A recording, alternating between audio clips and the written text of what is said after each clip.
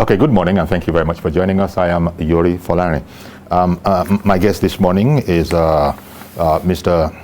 Onyekachi Ubani, former National Vice President of MBA, and right now Chair of Public Interest Planning Committee.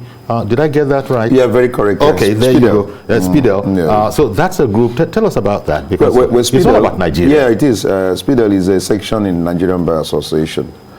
They're having their conference somewhere in Ibadan this month, 23rd to 26th. So lawyers are all gathered, and we have certified, internationally accepted speakers that we handle several topics. But the issue is that is the role of public interest in governance. That is the theme, the role of public interest. Everything about governance revolves around the people. Whether you are in the legislative, executive, or judiciary, what you must reflect in anything you are doing, either in execution or in legislation or in judicial decision, must be about the people. The moment the people is not in the equation, is a total failure. So we want to actually make those arms of government to come and emphasize the role of public interest. Okay. The interest of the public in governance. I would dare say that our topic today really is the Southern Governor's call for an urgent national dialogue. It's not dissimilar. It is even a topic. The issue of restructuring. Yeah, this is a topic, and some of the governors who we have lined up, to come and speak at the conference, will also talk about the issue of restructuring, which is actually the basis for our existence as a nation. If you really want to stay together, we must talk about the structure of this country. The way the country is structured is creating a lot of problem in the system, creating a lot of loss of confidence. So, but the moment we all sit down and agree that there are issues and we must correct those issues, then we can now begin to live on the basis of understanding. But for now, there are issues, and our leaders must understand it. I'm very happy that 17 governors they all came together yesterday and was able to say, for the first time, they were truthful enough to tell the government that there are issues and we need to really sit down and talk and resolve them. Because there are important voices that are not impressed by the state of affairs in Nigeria. I recall Professor Wole Soyinka, his point of view is that as far as he's concerned, this administration is not going to do very much for us by way of bringing us all together. That, of course, will be strenuously denied by the presidency and his spokesman. But he is an important voice, and he has said what he has said. But you see, it was a wide-ranging, as you know, a wide-ranging sort of resolution. My concern here, of course, is that, well, yeah, resolutions are what they are. They are not law. There's no force of law behind them. But what it does is that it does let you know that the people are concerned sufficiently for all these leaders to get together and come up with a statement, right? I agree with you, sir. The basis for existence is truth. The moment you don't tell the leaders or whoever is in power the truth, run into a problem. All along, we've been hiding this fact. The point is that we need state policy. We started studying this a long time ago. Some of the governors didn't understand it, and they were opposed to it. But now they have seen the reality. The same way we say we need a financial autonomy for the local government. We also need financial autonomy for the legislative assemblies. Funny enough, the people that make laws for the states, when the resolution or when the decision was brought to them for an constitutional amendment, they rejected it because they were afraid to speak the truth. But now the reality has dawned on everyone that we must have financial autonomy for that two arms of government. That is the basis for good governance. We must begin to look at our structure that is completely flawed. Over centralization and bureaucratic government we are running is not helping us since 1960 up to date. We need to take a look at the structure once again and what are the things we need to, to retweet, and then rejig and bring everyone happy. In a system that makes everyone happy, why will I not say God bless Nigeria? He's come to the level where our children now, when they get admission in any of these foreign universities, after graduation, they're not ready to come back. You tell them to come back, they say, come back to where? Because the system is driving them away. They're not interested in coming back. So we must build a system that all of us will be. Of course, you have the man that said Plan B. the minister of that we're talking about plan B. But others are saying we don't want any plan B. We need to stay here and have plan A and serve this nation, because if others you can't give up on Nigeria. You can't give up. If everyone takes off and all that means that Nigeria will just collapse. There won't be any Nigeria in existence. We can't have all plan B. We must begin to talk about plan A, and that plan A is that we must save Nigeria, and the time is now, sir. In fact, the whole plan B idea, my personal thinking about it, who does the plan B affect? A tiny micro section they have of the money, the community. they have the resources to get the resources to go and set up a plan B somewhere in Canada, in another country. In another country, you must have the resources. It was a bit of a surprising message coming from a respected man of God. But something made him to say it. Look, he has looked at the situation in the country, and he is becoming hopeless. It's like you are being pushed to the wall, because he was looking for a way out. And intellectually now, okay, gentlemen, he couldn't find the only way is that you must have plan B. But which means that he gave up on the concept of Nigeria. Beautiful. But Nigerians are saying we don't want any plan B. We want plan A, and that plan A is that we must all aggregate and come together to save Nigeria. And if there are people that are not doing Nigeria good, then let's kick them out of the system and get good men that can run it. And we have them plenty here, sir. Exactly. We have many men and women that can run Nigeria efficiently and effectively, and all of us will be happy. So there is no plan B. There is only plan A. One of the easiest to do things that the governors resolved upon was that Mr. President needs to come out and address us. That's right. He needs to speak to the country, and unless you have caught a broadcast that I missed, this has not been forthcoming at all, because people know that whatever else we are arranging, hearing directly from the commander-in-chief on this matter, it does make a lot of difference. And for some reason, it does look like President Muhammadu Buhari, that is not high up on his agenda. We remember that there was his chief spokesperson, and that is in the person of Mr. Femi Adesina, who said that the president doesn't have that character of talking always. And that's why we have been hearing from the presidency. The presidency is unelected. We elected a president. Yes. So we want to hear from the mouth of the president. And it makes a lot of difference, when your president speaks to you, confidently, and assure you that there is no issue, that they are tackling these issues, we need the support. And gives you insight, and give you an insight what they are doing. What they are doing exactly, that we can't see. Or what we can see. And then they give you that hope. There is a restoration of hope when you hear from the man you have elected. Imagine how many millions of Nigerians, stood on the sun and under the rain in order to cast their vote for him in 2015 and 2019. And they are not seeing that president talk to them directly. Does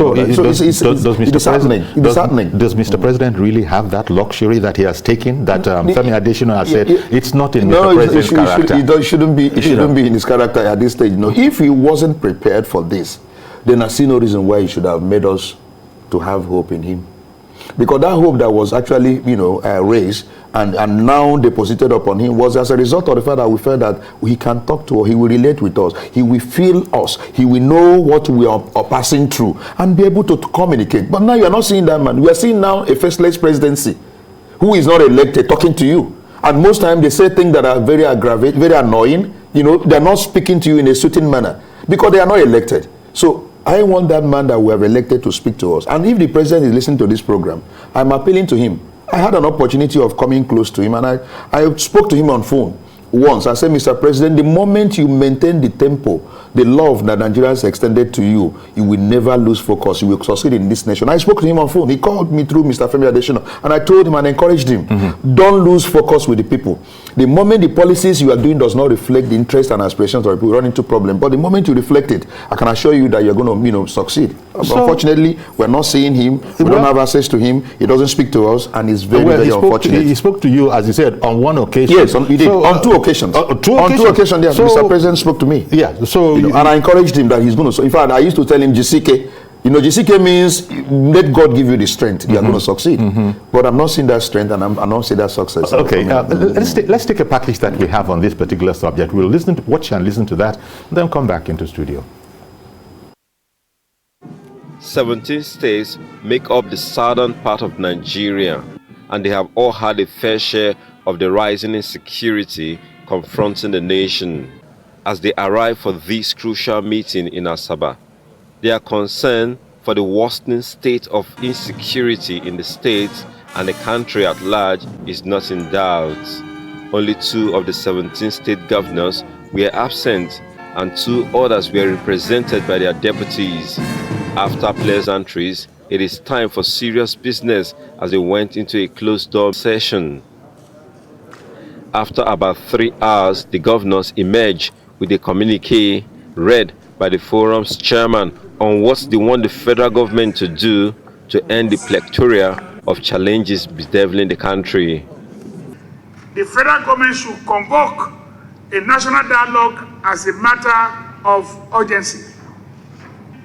The meeting resolved that open grazing of cattle be banned across southern Nigeria. Nothing was off the table as governors expressed their commitment to the unity of Nigeria, where everyone matters. The meeting agreed that the progress of the nation requires an urgent and bold step be taken to restructure the Nigerian Federation, leading to the evolution of state police, review of revenue formula in favor of subnationals, and creation of other institutions which legitimately advance our commitment to and practice of true federalism. At the end, they left as they came, but with renewed hope of presenting a united front despite party difference. After coming up with these resolutions, after the about 3 hours closed-door meetings, the governors hope that the federal government will heed to these their demands for the unity and peace of this country. Ikenna Amechi, CVC News, Asaba. Okay, thank you very much to Ikenna Amechi there, and it really underlines what we said earlier, that it's little more than a resolution such as states or federal, assemblies can come up with. That's right. But they were quite concrete. You see, it's one thing for people on social media to be speculating and writing all sorts of rubbish, let it be said, in some instances. But when a bunch of governors get into the act and actually recommend to the presidency that they need to review appointments into government departments, security agencies to reflect our national diversity. So this is a straightforward charge that is not the case right now. That's right. Otherwise, they wouldn't make that recommendation. Fortunately, Mr. President mismanaged that. We had a man, Yaradua, the former, the late president, and he was there and he understood the diversity of this country. He understands that the way to manage a country that is clearly diverse is to ensure that you carry everyone along, and he did it very well.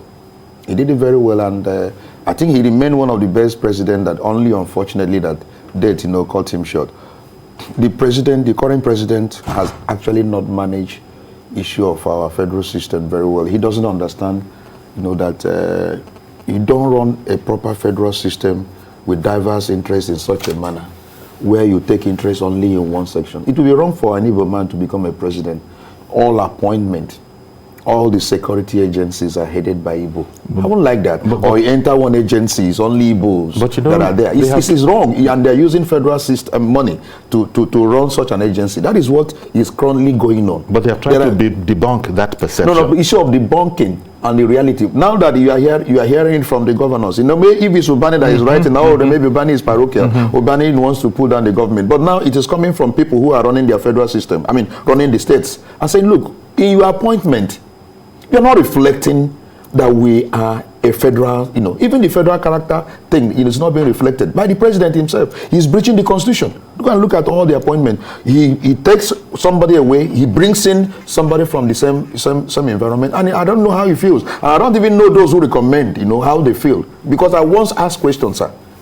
Why will Mr. President be always doing this? I once asked somebody that is very close to the president, and the answer he gave to me is that before Mr. President makes any appointment, he will look at the top 10, how they recommend, the capability and capacity of that individual, 1 to 10. He will take the first person. And I say, what if the first person always falls to be that it comes from only one region, how does he say the president will still go ahead and take that one? I said, but then he's not being sensitive. If he's a sensitive leader, he will say, no, why will you always recommend? Whoever is recommending, why must you always place one particular tribe on top? That would be a sensitive president. I asked that question. I've asked. And the answer was given that the president will always take the number one.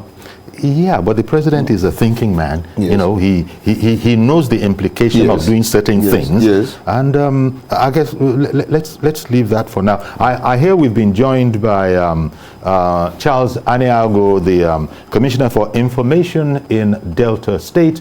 Good morning, Mr. Aniago. Thank you very much for joining us. Good morning, and thanks for having me. Okay. So we're looking at the recently, concluded JOJO and all the resolutions. So we were saying here, and it's well known that these are resolutions before they rose. All of those resolutions are, very, very important national significance. But as our reporter said at the end of his report, it is a hope that indeed Mr. President and the government at the center will buy into all of those things and begin to make a difference.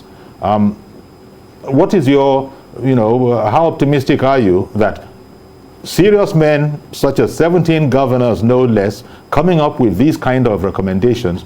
How optimistic are you that it will get us anywhere beyond where resolutions of assemblies get us, which is that we have heard your advice? Well, thank you very much. Let me appreciate TVC and through you also acknowledge the contribution of other media houses who have actually played a very great role in uniting our country, and then what they have also done with the reportage of these resolutions yesterday have also clearly shown that the media will at all times stand not only on the part of the truth, but also stand with those who have the truth and at the same time continue to take steps to protect our country. What happened yesterday in Asaba in the not too distant time, I want to believe, will be seen as the Asaba Accord.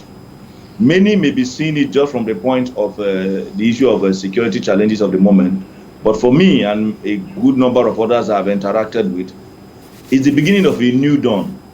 A new dawn not only for southern Nigeria, but a new dawn for the peoples of the Federal Republic of Nigeria, irrespective of their ethnic inclination or religious background. And why do I say so? You see a situation where governors of different political persuasion, different ethnic persuasion, and of course, different religious standing, coming together in one accord, which is why I call it the Asaba Accord, to discuss on how we can make progress, and doing so patriotically.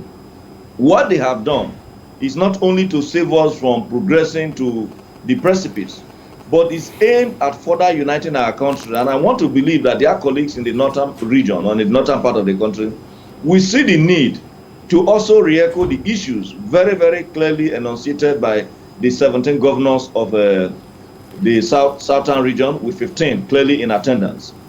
And I am quite optimistic because they rose far beyond their political consideration and then far beyond their personal consideration to take a look at how we can save our country, both in terms of bringing safety back to our people, as well spelled out in our constitution as a primary responsibility of a government in section 14, subsection 2, paragraph B.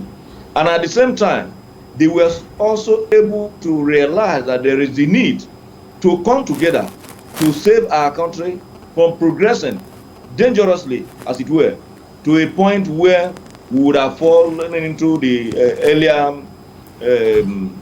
earlier descriptions, or what you may call proclamation of some persons in time past, that by the time Nigeria clocked 100, starting from 2014 to 2000, from 1914 to 2014, that the country will be no more. This is 6 years and counting after that prediction. We are still together. And so the best way we can come back and indeed embrace unity, which the election of Abiola in June 12 represents, and which many of our founding fathers represent, is to take heed to this advice and indeed the communique issued by the governors of the southern region. Let me also tell you that what they did yesterday in Asaba is another reunion of those who believe in Sikhism and those who also believe in Awoism. that for a long time, these two great leaders in the South were not even able to agree on a number of issues, apart from the issues of independence.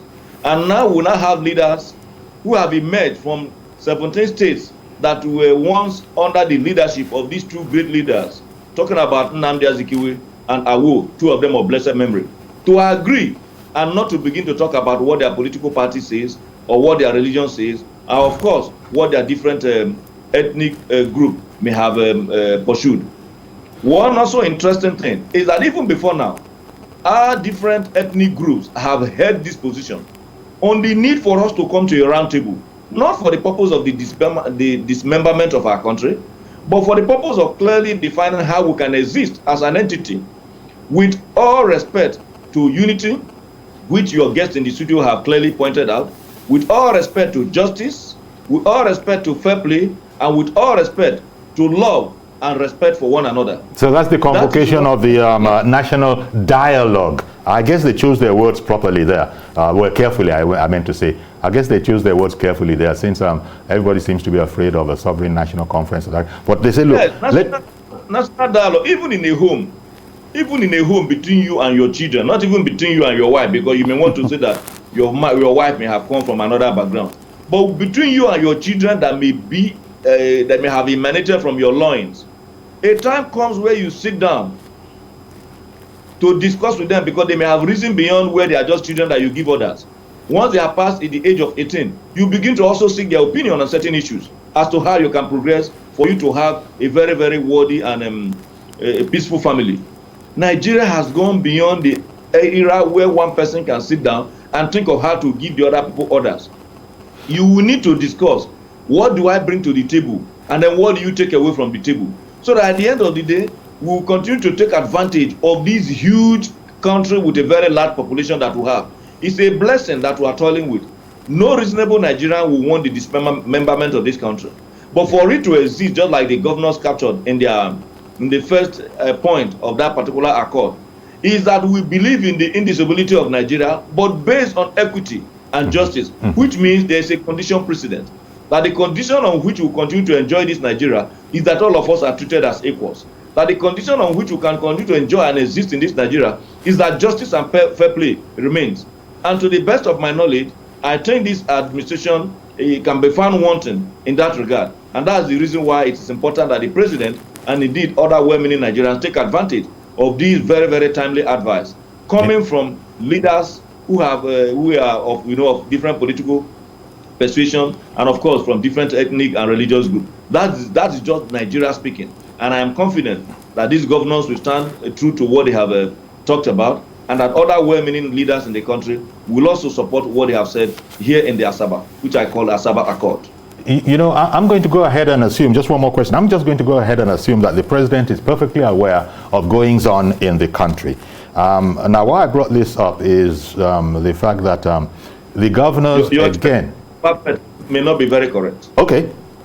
Maybe then that is the reason why President Buhari has been advised via the resolution to address Nigerians, make contact with Nigerians, emotional contact, I beg your pardon, speak to Nigerians.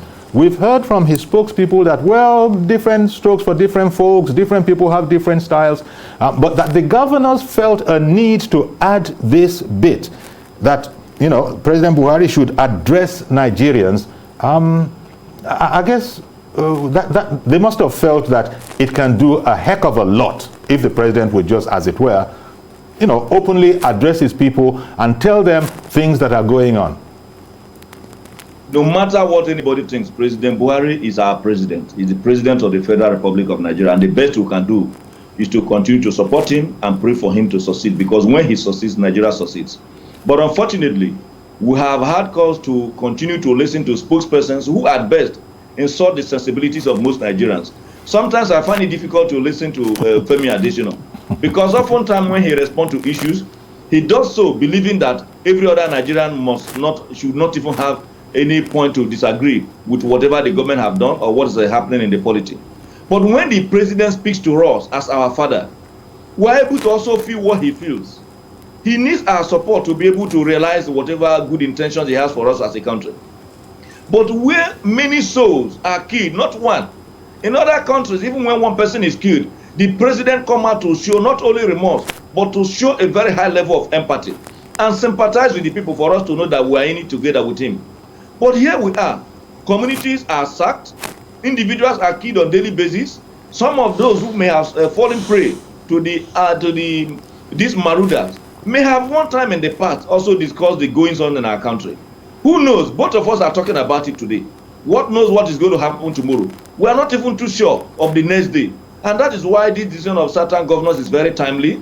I want to believe that their colleagues in the northern part of the country will also rise up, rise above ethnic sentiments, rise above regional consideration, rise above political persuasion, and then see the need for us to talk Nigeria.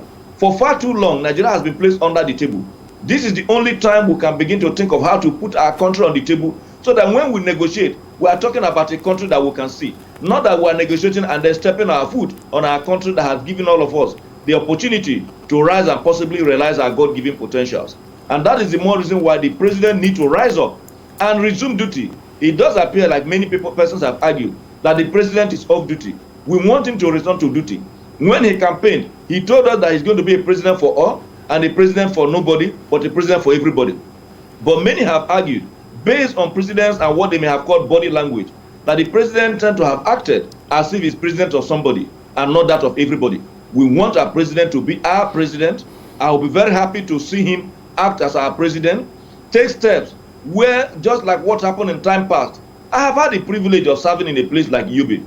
When I was serving in Yobe State, they treated me as a Nigerian. They provided even most things that my state Delta may not have provided me as a core member.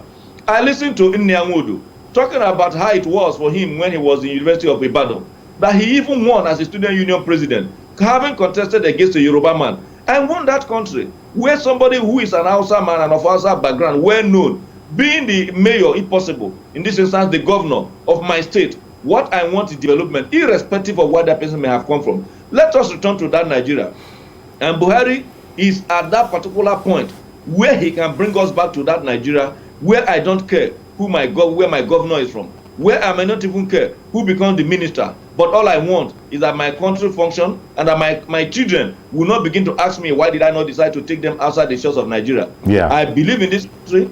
I am not looking forward to leaving this country, because I don't want to look for greener pasture that have been prepared by other people. The green here is enough for us to feed, and all we need to do is to prepare it so that indeed it can serve both in the daytime and at night for all of us to enjoy a country that God has given to us. There is anything that we need for us to make progress this year, and the president is at that point where he needs to resume duty, because it does appear that he's off duty. Okay. Onyekachi, it would be a mistake to assume, just take it like that, as if all the leaders of the North are in support of the age-old practice of open grazing and migrating cattle by foot. It would be a mistake. Now, they have called for a ban on open grazing as a resolution, because this is usually the point of conflict. So many of the herdsmen are unable, it would appear, to, in a timely manner, adjust to current dispensations. Nobody does that anymore. And linked up with this is that they've sort of called on other governors that wherever there is agreement, they should come to the aid of those who are intending to set up Ruga settlements. But the fact that this ban on open grazing, go on and talk about that. Are people going to sort of buy into that? Yeah, the economic implication, I don't know whether your wife has gone to the market recently. The prices of foodstuffs have actually tripled. It has tripled. And the reason is that there are no farm produce coming to the market as a result of the clashes between herdsmen and farmers. It has affected our farm output. And so the reality today is that if we allow this to continue, where farmers are afraid of going to the farm to farm, we may enter into a very dangerous period for the nation. The population of this country is so great that if we enter into farming, farming, it's going to help, it's going to make many people to want to leave this country. with 100,000 today, enter into any supermarket, there is little or nothing you can buy. But with $100, you enter in any of the supermarkets in UK, in London, and all, you see how much you can. Even when I go there, I can, that $100 or £100 can be enough for the foodstuffs I will buy for my stay in UK. But you can't do that here in Nigeria because of, yes. So what we're saying is that... Can I interrupt you for a moment, please? Because Femi has come on the line. Good morning, Femi. Are you there? Good morning, Femi. Yeah, good morning to you and your guests in the studio. Thank you. Go ahead, please. Okay. Yeah. It's better to be late than never. You hear what I'm saying? That the decision of the Southern governors is very good. Now, what is left for them is that I expected that at the end of that meeting, they should have started get their attorney generals, all of them, get their attorney generals, all of them, to formulate the amendment they want in the constitution for the state police and the revenue allocation. We should not wait for this constitutional review. We should go ahead, come at this stage, get the attorney generals to formulate, to get what they want in the constitution. Then they come together and harmonize it. Then I expect them to also extend hands of go through in the remaining 3 zones. There are still people who are interested in this particular decision which they are taking. Not necessarily not central. They are very much with that particular decision. Let them connect with them. We have a constitution. We have how we can adjust it. Let them get their national get the buy-in of their National Assembly members, the State Assembly members to follow this thing up. We should not wait for the president. The president is the class captain. We have when you have two-thirds of the Nigerian people that say this is what they want, it goes. Whether the class captain likes it or not, it doesn't matter. So what I will expect them to do now is let them extend the same, let them connect with their northern governors too, those who are interested in this thing, then let them follow it up, just an amendment to the constitution to provide for the state police to adjust the revenue formula. Because when the money is given to the president, they are expected that they should take care of the responsibility of security. The security is no longer going to be in so the local side of the federal government. Then automatically the money going to the federal government, you have to come back to the state. They should not wait. Those 2 items, they should follow it up immediately and get it passed in the National Assembly and get it passed across the states which are subscribing to it. That is my take. Thank you. Thank you very much for calling in, Femi. The way Femi is going, that would be in our Nigerian context on these kind of complicated issues. That would be breakneck speed.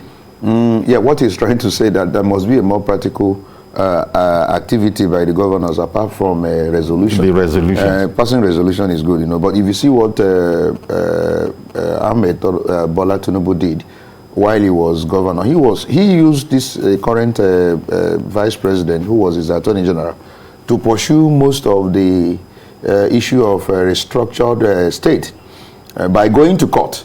It was in court, even on issue of creation of local government, remember, on issue of fiscal planning. If you want to do planning and your property, even though a federal government property is in Lagos, federal government wanted to even handle the issue of fiscal, giving approval for planning, when they have any property here, until Lagos State went to court and sort out all that. So what he's trying to say is that apart from making this resolution, which is probably paper stuff, can you people take more practical steps? Exactly. By getting your attorney generals now to list out all those things, that you want, that will actually account for a structured Nigeria all of us are clamoring for. That is what he's trying to say. Passing resolution is, if Buhari doesn't believe in it, resolutions have been passed by the National Assembly several times. What has been done with them? So to go from resolutions to the steps that you outlined, in our Nigerian context, because we're not sure that everybody is really on board on this whole matter of equity, justice, and peace.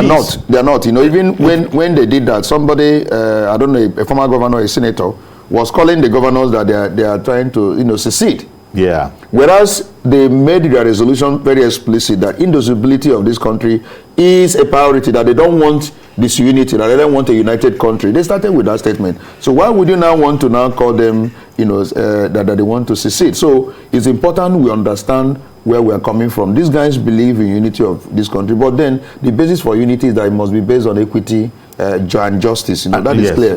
And peace. In fact, Mr. Commissioner, this whole question of equity, justice, and peace, which is all important, because I remember it wasn't said directly in that same way, but just looking at something that Professor Soyinka had spoken about in the past couple of days or so, this again, equity, justice, and peace, is one of the reasons why he had offered his personal opinion that he wasn't optimistic that anything useful was going to happen, because everything that is going to happen has to be on the premise of equity, justice, and peace. Would you like to comment on that? Yes, but before I come to that, let me take up from your initial caller before your guest in the studio, who talked about the need for them to also bring up adjustment to the revenue formula. Okay. When you have a home and eventually a part of the house is cracked and is likely going to collapse, the first thing you do is to go and amend or support that part that is going to collapse before you begin to remember that there's a place to plaster and paint. Mm-hmm. And when you're also passing a particular road and you see logs of wood fall across the road, and for you to pass or drive through, you need to remove them. You must first of all remove the one on top before you approach the one below. That's right. That's what's happening. There are a lot of challenges in our country. Individuals should not expect that all the challenges will be handled in one fell swoop, as this is just going to be one meeting forever. Even when you are hungry and a bowl of a bar is placed in front of you, you don't use the anger of your hunger to take the whole bowl and put it in your mouth. You know you are going to vomit because you are going to get choked. So the only thing is that you approach the bowl bit by bit until you are able to swallow all the one that can satisfy your hunger. And that is to let people know that we have started from somewhere. It is not just mere resolution. For instance, the aspect of banning grazing is not just a resolution. All the other states now have been mandated to go back. Of course, they know they have to now enact laws for the purpose of prosecuting whoever that goes against it. Mm-hmm. So anybody who goes to the streets today and you see some cattle moving around the states of the southern part of the country, and you say, have they not banned it? Why are they still moving? No, it doesn't work that way. They have made this pronouncement. The different attorney generals will now proceed for those states that have not gone to that extent, because I do know that Ayofa Yoshi of Ekiti at one time, they enacted a law in that regard. And that Ondo have also said that people should leave the bush.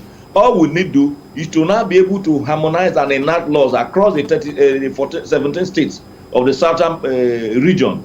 You do know that these laws have to be made individually, because all of them do not have one assembly. For you to not to go against the constitution or maybe commit an constitutional infraction, you will need to go back to your different state assemblies for the purpose of domesticating the issues, as it were, and then putting them into a law. On the issue of equity and justice, the governors were very, very clear that what we have today is far from being just or equitable.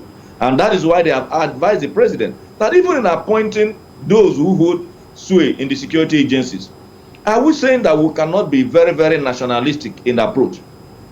That the same way we have good men who may likely be Fulanese or Muslims, is the same way we also have good men who may also likely be Igbos and possibly Christians. That the president will need to look at a cabinet or a security apparatus that is nationalistic and reflects the geopolitical divide that we have, just like President Obasanjo did, and it also happened during the time of Jonathan. Let us not make it look now as if it's only the PDP that looks in the direction of the nation, because otherwise we'll be bringing in politics into it. Okay. But what the president has done makes it look as if he is not mindful of what has happened before. Okay, one moment please. I've got to take on a caller. I beg your pardon, Commissioner.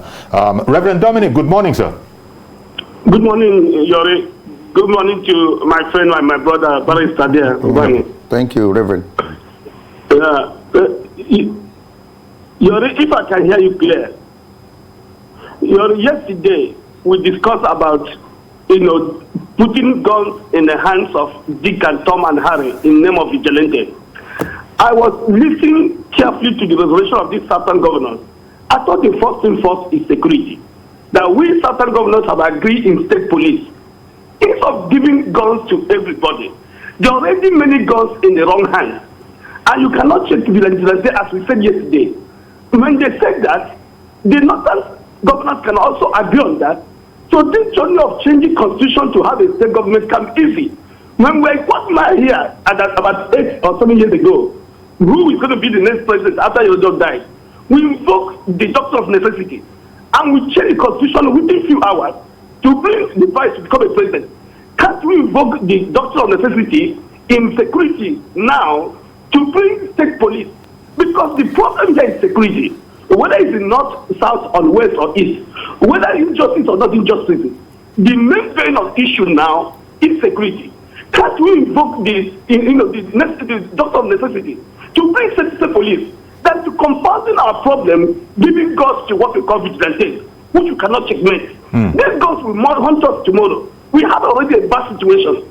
To start embargo and this and that is putting guns officially to wrong men and women. It happened in Aba. If I tell you sort of Aba of Bakassi, Bakassi started in a good, Bakassi security started with a good understanding to checkmate the traders who come from the west to buy goods in Aba shoes, and the people will rob them. But because the guns went into a wrong hand, they used against landlord tenants, against boyfriend, girlfriend, and if case not taken, these guns in the hands of the vigilantes will end that way. That people will use them against each other. Let's invoke the doctrine of necessity for security and police.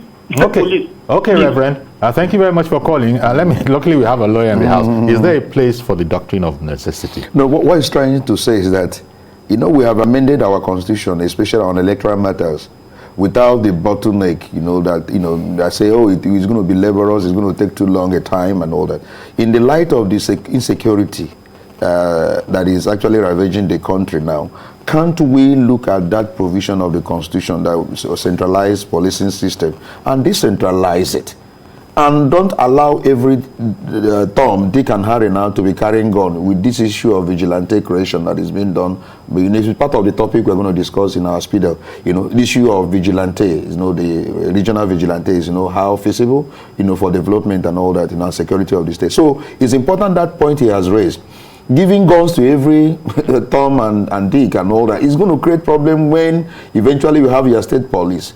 And then the wrong hands are the one now with guns. They will begin to, begin to use those guns against one another. So why don't we do the right thing by creating a body that is constitutionally empowered to actually carry gun? And that is Nigerian police, by creation of state police. That is what he had just said. Okay. And I quite share that view. I think that the governors must come together. In fact, majority of the northern governors now have come to an agreement that we should have state police. Most of them, including the man in Sokoto and all that. They are all saying now we should have state police. So I see no reason why there should be no constitutional amendment by the legislators, in order to facilitate this process of having state police. We've been saying it all along. The governors weren't careful. They were not in agreement, but now they have realized the importance of having state police for proper security of our country. Okay. Mr. Yakub, thank you for calling in. Good morning, sir. Good morning, Chief. And good morning to Dr. then the commissioner on the other side. Okay. Chief, I think it's better late than never. The commissioner, Charles Aniabu. Exactly. Charles Aniabu that talk parable every time. I follow him up and down. He's good in talking. I'm saying that, Chief, you see, this thing that we are discussing this morning, I said earlier that it is better late than never. If what this governor comes to say yesterday comes to play, I think I can tell you, Chief, they have solved almost 65 to 70% of security problem. If open grades can be able to ban totally, because the issue is this: the people that are grazing openly, they don't have access to good education, water, and all that. Even themselves need education, but are they able to go to school in the bush? They should be able to take in that aspect. But what this government are just doing now, if they can be able to do the follow-up, make sure that they ban that open grades. And then I totally agree with one of the callers says that they should be able to law one of the geopolitical, so if not more than the remaining three. So join them so that they can be able to make sure this thing comes to play. And then they say another thing that the Mr. President should call for national dialogue. Chief Jody, I don't think that we need that for now. You know why? Why? Because the last time President Goodluck Ebele Jonathan organized this very particular conference last time, why can't we go back to that conference? Because we are talking about state policing and others. It is already there in that national conference. So if they can be able to dust it up and then compile it with the one that El Rufai headed, Chief Jody, we can be able to head it on and get out of this thing. I don't want the Reverend Dominic just said earlier, dusting of necessity that they did that time. Chief Jody, if we really need to do this thing, it does not need to take us 1 month before we get it done. It is only that we don't ready. If we are ready, they should go back to that national conference. Whatever they don't like in that national conference, remove it and then make sure they work on the good one that is there. The state policing is already there. A lot of things that there is good. They should be able to bring it back and send it to National Assembly. Those are everything can work well. Thank you and good morning to you, sir. Thank you very much, Mr. Yakub. Even though the state governors were, the 17 southern state governors were clearly addressing matters of, their integrity, their security, just about all of those things also concern the nation. I'm thinking here of they're expressing concern for the economic implication of another coronavirus pandemic lockdown. Now, Mr. Commissioner, in recent days, we've been hearing all sorts of rumors. It took the Minister of Information and Culture, Lai Mohammed, to come out and say that, well, as a matter of fact, no, we're not doing anything new. And then went over it again that maybe the issue is that all those strictures, all those regulations have not been observed by the people, and perhaps what they mean is that they want to sort of make sure that these are observed now. Give me your thoughts on this whole, the governor's pronouncing on this whole matter about, we can't go through, or we're not ruling, or we're not recommending another lockdown. Well, first, there seems to be some form of adaptation of the resolutions of the governors with respect to those who are talking about security outfits and then possibly arming them. That was not part of the issue discussed. The governors have realized that to a very large extent that amount to tokenism, where you have individuals having to set up their own security outfits and thinking that it can solve all the problems. And to cut that is the reason why they are coming together as one, and for the purpose of cutting it by the root rather than cutting it the stem halfway. Now, on the issue of Resolution 10 of the different resolution, which has to do with the issue of the economic implication of a lockdown, no thanks to the COVID-19. You recall that sometime last year, when the number of states experienced this lockdown, the major challenge shifted to the states. The major area where the people felt the impact of the lockdown, of course, were in the states, where the state have to begin to look for funds for the purpose of providing palliatives. Of course, the issue of the palliatives and what happened in a number of states is now history. If you recall what happened with NSAS and then the discovery of a number of food items in some warehouses. What we need to look at with respect to that is that it is not proper where you have 36 states that are seen to be federating units, not consulted before the presidential panel on COVID-19 or the presidential committee. We just come, take a decision, announce a curfew across the 36 states of the federation, announce that the number of persons that can attend a function, announce that clubs and other places are going to be shut down. All you need to do is to go and look at those who are at the level of implementation. The implementation of these measures is going to happen at the states. The economic effect of these measures will impact more on the states rather than the federal government. So taking that kind of decision without consulting the states for them to have their input as to how you can go about it is not the best, and that's what the governors have captured. That it would have been better that they are consulted, because the economic implication, they are yet to even survive the one that happened in 2020, let alone thinking of progressing wrongly into another one that also affect their economy. Indeed. I want to thank you very much, Charles Aniagu, Commissioner for Information in Delta State. Thank you very much for making time for us this morning. Thanks for having me. Indeed. Okay. So, well, I saw you were chuckling there because that was something of a headache for us. And so the governors have indicated that maybe this is not it. And as I was saying yesterday, the Minister of Information debunked all these, including Boss Mustafa to lend his voice. There is no such thing. There's no such thing. You can't do such Even a thing, as Riley pointed out. Yes, exactly. Usually, supposedly reputable media like the BBC, for instance, was carrying it. No, but almost channels, all everybody of them. was because there was a public actually announcement. It's in a written form. But can you do that, as Riley pointed out, without consulting the constituency? Don't do that. This is the whole point. And they know the economic implication. For that pronouncement alone, for that singular, how many hours that pronouncement stood, a lot of people lost money. You don't do that. You don't do that. We have not entered into second or third. You are talking about fourth wave. We are not in India. So God has been magnanimous, concerning this nation. But I must emphasize the fact that the government has recognized the fact that COVID is in existence.